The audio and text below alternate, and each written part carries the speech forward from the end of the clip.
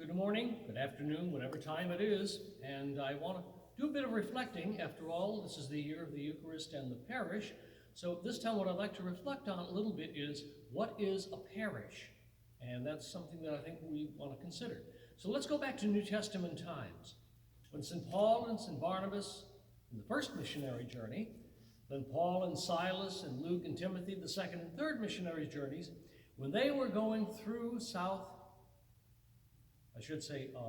Asia Minor, in the areas of Turkey, modern-day Turkey, and then into Europe, especially in the area of Greece and below, they were establishing churches, and they were establishing what we would call house churches, so that people would gather in hopefully one or another of a couple of families that were more wealthy and had larger homes. They could actually have an atrium outside where meals could be served, and perhaps a more inner courtyard area for the actual celebration of the Eucharist.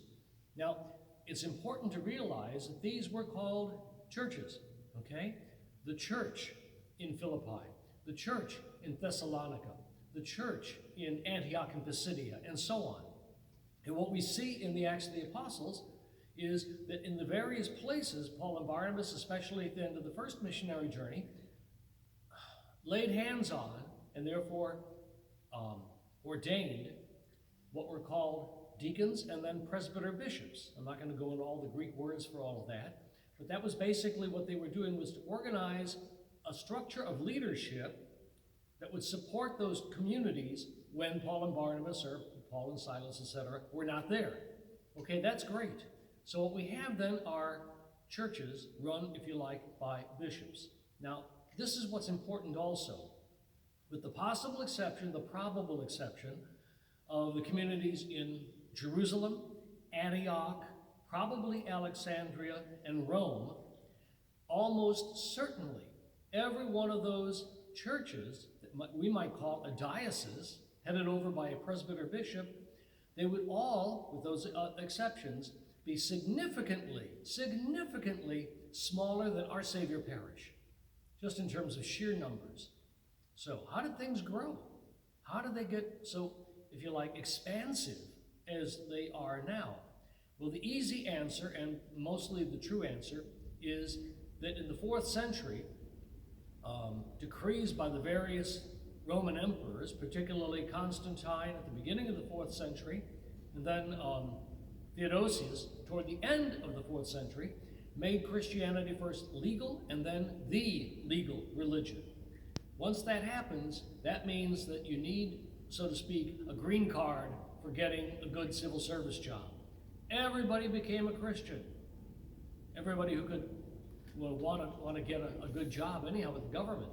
So what that meant was that with a wide range of extra members, even though any one town still had a bishop, there had to become what we might call branch offices for the bishop, okay? There's still only one church, for example, in our archdiocese, and that's the cathedral.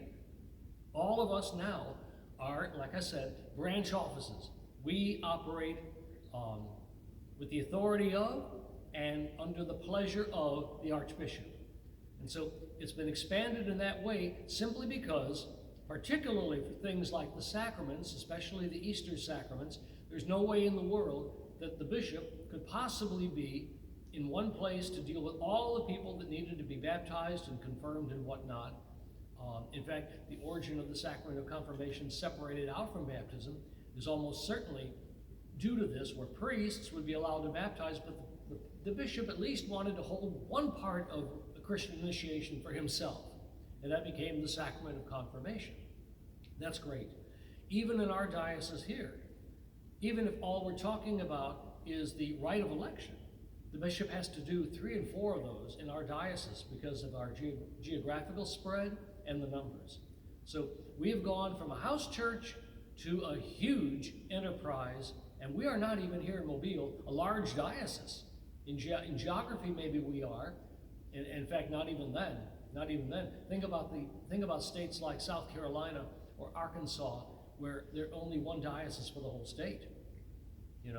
So that's where we are, and that's how parish churches have come to exist because we needed to be able, if you like, to share the authority and share the wealth. So that's a brief history of parishes, and we'll talk next time about what that means here at our city. Thank you.